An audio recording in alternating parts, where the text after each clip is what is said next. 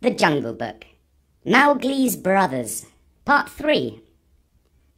Hello, I'm here with the third part of the Jungle Book. Mowgli the mancub has been accepted by the wolf pack and grown up to be 10 years old. He is being looked after by a family of wolves and his friends Baloo the bear and Bagheera the black panther. But he is not without enemies, because Shere Khan, the lame tiger, has vowed to kill him before he grows up to be strong enough to harm Shere Khan.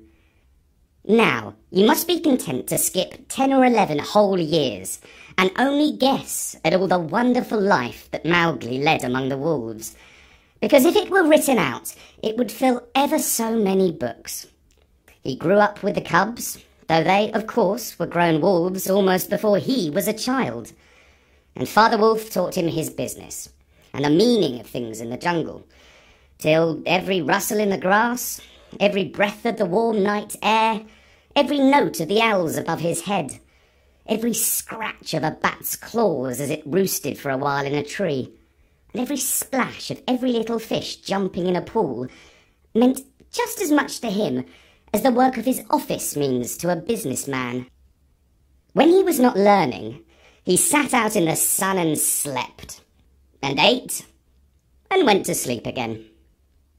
When he felt dirty or hot, he swam in the forest pools, and when he wanted honey, Baloo told him that honey and nuts were just as pleasant to eat as raw meat. He climbed up for it, and that Bagheera showed him how to do. Bagheera would lie out on a branch and call, "Come along, little brother." And at first Mowgli would cling like the sloth, but afterward he would fling himself through the branches almost as boldly as the grey ape.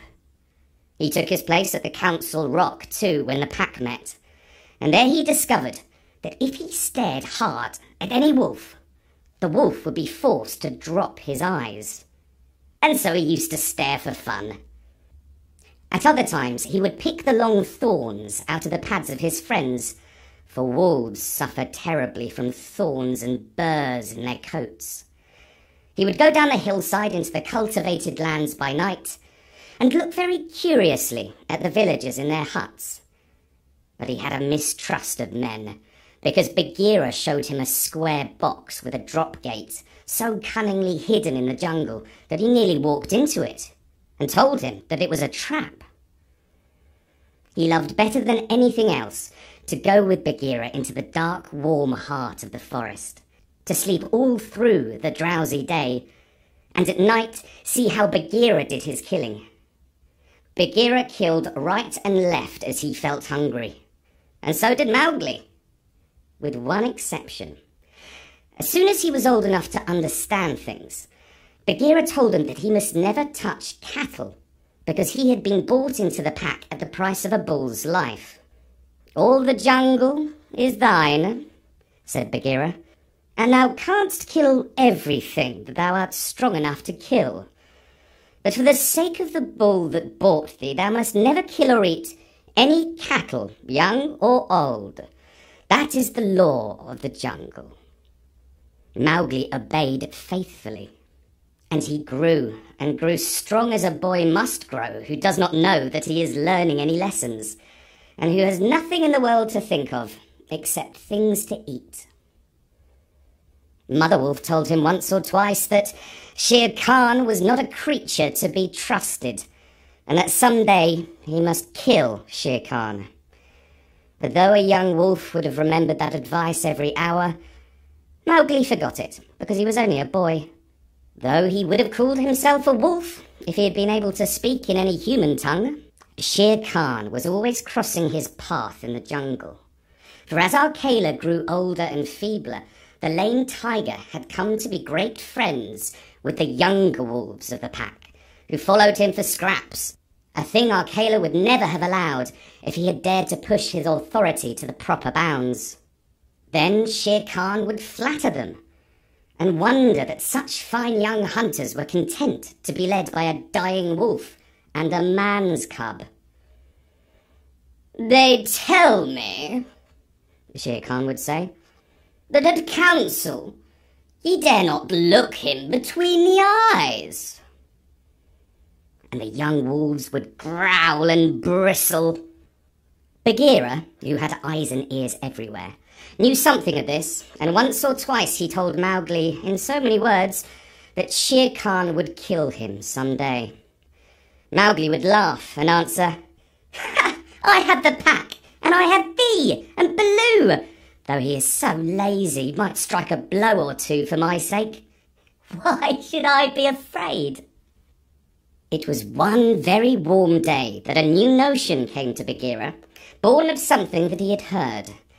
Perhaps Ikki, the porcupine, had told him, but he said to Mowgli when they were deep in the jungle, as the boy lay with his head on Bagheera's beautiful black skin, "Little brother, how often have I told thee that Shere Khan is thy enemy?"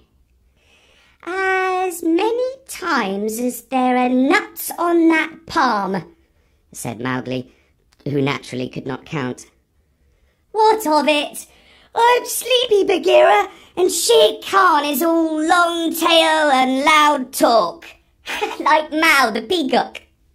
"But this is no time for sleeping. Baloo knows it, I know it, the pack know it, and even the foolish, foolish deer know. Tabaki has told thee too." said Mowgli. "Tabaki came to me not long ago with some rude talk that I was a naked man's cub, and not fit to dig pig nuts. But I caught Tabaki by the tail and swung him twice against a palm tree to teach him better manners." That was foolishness, for though Tabaki is a mischief maker, he would have told thee of something that concerned thee closely. Open those eyes, little brother. Shere Khan dare not kill thee in the jungle. But remember, our Kala is very old, and soon the day comes when he cannot kill his buck, and then he will be leader no more. Many of the wolves that looked thee over when thou was brought to the council first are old too, and the young wolves believe, as Shere Khan has taught them, that a man-cub has no place with the pack. In a little time, thou wilt be a man." "And what is a man that he should not run with his brothers?" said Mowgli. "I was born in the jungle. I have obeyed the law of the jungle, and there is no wolf of ours from whose paws I have not pulled a thorn. Surely they are my brothers." Bagheera stretched himself at full length and half shut his eyes. "Little brother," said he, "feel under my jaw." Mowgli put up his strong hand, and just under Bagheera's silky chin, where the giant rolling muscles were all hid by the glossy hair, he came upon a little bald spot. "There is no one in the jungle that knows that I, Bagheera, carry that mark, the mark of the collar. And yet, little brother, I was born among men, and it was among men that my mother died, in the cages of the king's palace at Udipur. It was because of this that I paid the price for thee at the council when thou wast a little naked cub. Yes, I too was born among men. I had never seen the jungle. They fed me behind bars from an iron pan, till one night I felt that I was Bagheera, the Pantha, and no man's plaything. And I broke the silly lock with one blow of my paw and came away. And because I had learned the ways of men, I became more terrible in the jungle than Shere Khan. Is it not so?" "Yes," said Mowgli. "All the jungle fear Bagheera. All except Mowgli." "Oh, thou art a man's cub," said the Black Panther very tenderly. "And even as I return to my jungle, so thou must go back to men at last, to the men who are thy brothers, if thou art not killed in the council." But why should any wish to kill me?" said Mowgli. "Look at me," said Bagheera, and Mowgli looked at him steadily between the eyes. The big panther turned his head away in half a minute. "That is why," he said, shifting his paw on the leaves. "Not even I can look thee between the eyes, and I was born among men, and I love thee, little brother. The others, they hate thee, because their eyes cannot meet thine, because thou art wise, because thou hast pulled out thorns from their feet, because thou art a man." "I did not know these things," said Mowgli sullenly, and he frowned under his heavy black eyebrows. "What is the law of the jungle? Strike first and then give tongue. By thy very carelessness they know that thou art a man. But be wise. It is in my heart that when our Kala misses his next kill, and at each hunt it costs him more to pin the buck, the pack will turn against him, and against thee. They will hold a jungle council at the rock, and then I have it," said Bagheera, leaping up.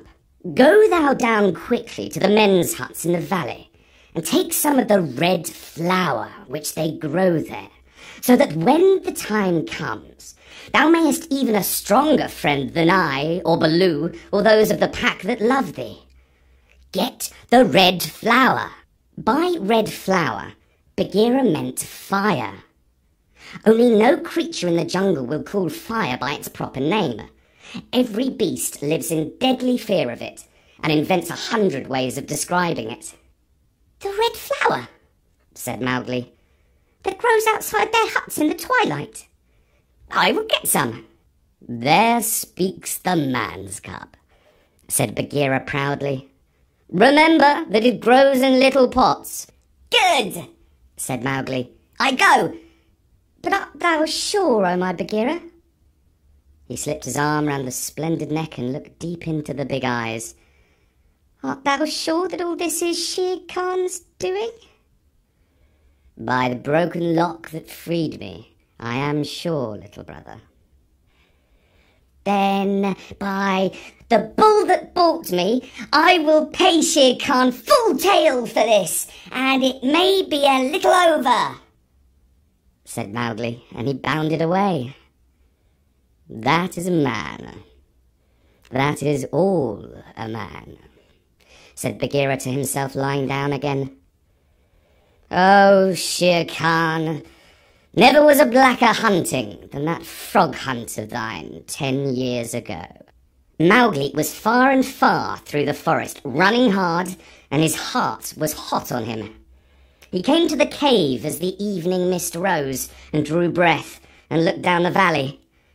The cubs were out, but Mother Wolf at the back of the cave knew by his breathing that something was troubling her frog. "What is it, son?"